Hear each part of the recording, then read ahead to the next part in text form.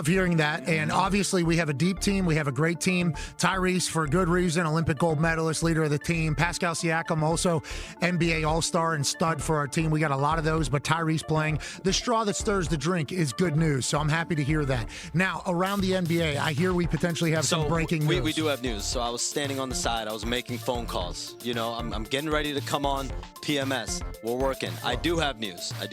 Okay. This is in the Western Conference. Damn. Houston Rockets head coach Ime Udoka has reached agreement on a long-term contract extension with the franchise.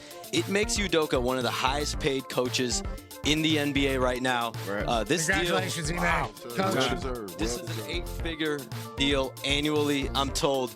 And you think about Tillman and Patrick Fertitta, Rockets ownership, their general manager, Rafael Stone. They went out and hired Ime Udoka in 2023 when we know he got suspended from the Celtics. They ended up parting ways, essentially, and they scooped him up fast. They got him. He obviously is a championship caliber coach already. Showed it in Boston.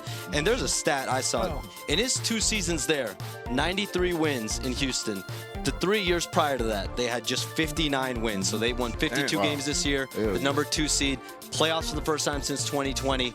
And this is a team clearly on the rise with some good young players. Absolutely. Yeah. And obviously their names being listed for some trade destinations for some potential superstar players. Which one is that, Kevin? No, we don't have to say it. Okay. It sounds like you're saying it, Sean. You're the one yanking us around. I was going to finish about Ime Udoka. He never been questioned about how good of a coach he is, right? No.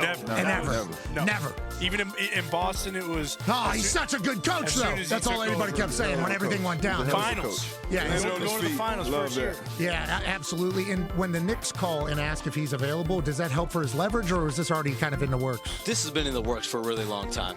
This is ever since the Rockets season ended in that first round of the playoffs. They've been working on this extension, negotiating this extension out, and this type of coach, they wanted to make sure they view Ime Udoka as a coach for the next decade, the next maybe a decade and a half. That's the type of run that they want Ime Udoka and Rafael Stone there to have. UD, how many great young I don't know if Ime is considered a young coach, but for me, he's like the next generation of coaches. How many of these guys stick and how many guys end up stinking? Does that make sense? Like, it feels like there's a good hit rate at the coaching position. Like, I think if you were to ask Utah, they'd be pumped about Hardy. I think they gave him a new deal. Obviously, Carlisle's old dog, but it seems like these younger coaches that get in, I mean, Mazzulla is like 25 years old. Yeah. They seemingly have a pretty high hit rate. Is that accurate or no? Yeah, I think so. And I think the way this works in his situation is him being a young coach, having a young team.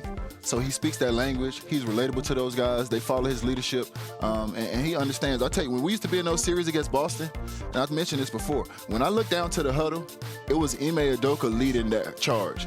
It wasn't Tatum. It wasn't Brown. It wasn't Smart.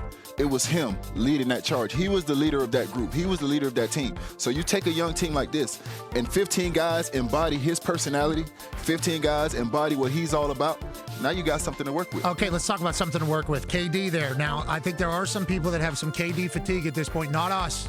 I'm a big Kevin Durant fan, and it also gives us something to talk about. For sure. Gives us something to talk about. We are a talk show, sports talk show, and 2.5, 3 hours every single day. So if Kevin Durant trade rumors are going to happen, would love to continue to talk about Kevin Durant. With that being said, it feels like there's been a couple different narratives of this conversation. I think last week you said it could end soon. Then there were some people that say it could reach into this week. Now we're into this week.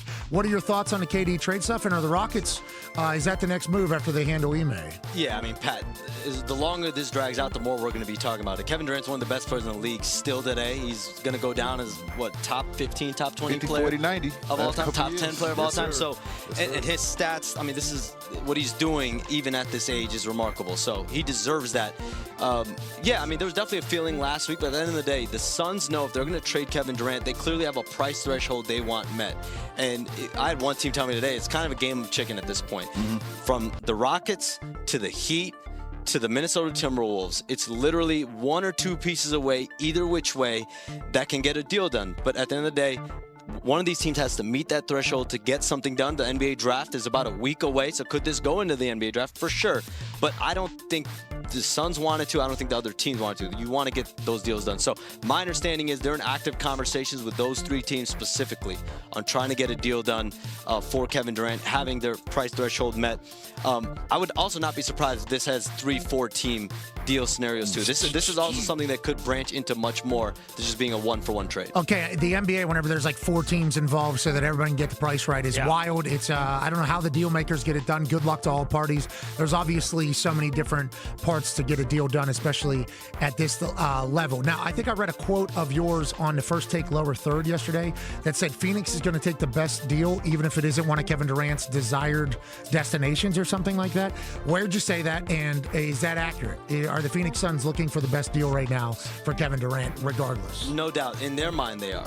But it's a two-way street, right? So Kevin Durant's got 1 year, about $54 million plus left on his deal. That gives him an amount of leverage because the team that wants him, potentially, 1, wants a guy like Kevin Durant to want to be there. 2, have the understanding of, listen, we can potentially extend you once you arrive or in a period of moments. So those are all parts of the equation. So, of course, if there's a team that steps up, doesn't want the commitment, the Suns would love to do a deal like that if that type of deal is out there where it supersedes a deal with his 3 preferred teams. So when I reported the 3 preferred destinations, San Antonio, Houston, and Miami, I also said the Suns are going to make the best decision for themselves, even if it's outside of that list. But the Rockets are on that list, and the Heat are on that list, and they are involved in this on these final stages. You want to do any tampering? No, sir. I just want to be there if he makes it. Well, I just want to be there when he makes it. That's if he makes it. I'll pick him up if he makes it. I'll put it on you. From your perspective, take your team hat off, what would you do if you're Kevin Durant right Well, I now? can't take my team hat off. I'm trying to get him. I'm trying to get him. You're trying to get him. It's impossible for me to Put take your my team player hat hat off. on. Lifer. Put your player. I mean, go somewhere where I can possibly win the championship. Obviously, this is the goal. I know there's a lot of talk about what ring culture really is and what's important, but I think you go somewhere where you could possibly win a championship. So that's my conversation. Miami, yeah, like I said, it can work, man. But, there's other opportunities can work. I just sat here and told you how great of a coach Ime Udoka is. I look at those young pieces. There's opportunity to go over there. They already have a culture that's being built. Miami has a culture that's being built. So, like I said, Kevin Durant is a guy who loves to hoop 50, 40, 90, 50% from the field, 40 from 3, 90% from the free throw line. Mm-hmm. That's buckets. Okay, I'm happy you said that because you said 50, 40, 90 earlier, and I was like, yeah. Oh, I was wondering you guys know what that was. 50, 40, 90. I was like, hell yeah, this dude's balling. I was like, 50 points, 40 assists. 90 rebounds. Unbelievable. It's efficient. He's efficient as hell is basically what I'm saying. He's efficient as hell. Go ahead, D-Boy. Shams, you kind of broke the internet last night again with what's going on with the Lakers and the majority stake sale with Jenny Buss making that sale to Mark Walters and that group. I saw you put the valuation out at $10 billion. $10 billion. I just want to break down how this is going to look and how much, ownership does the Buss family retain. So right now, the Buss family will have about 17%, just over 15% of the minority share for a period of time.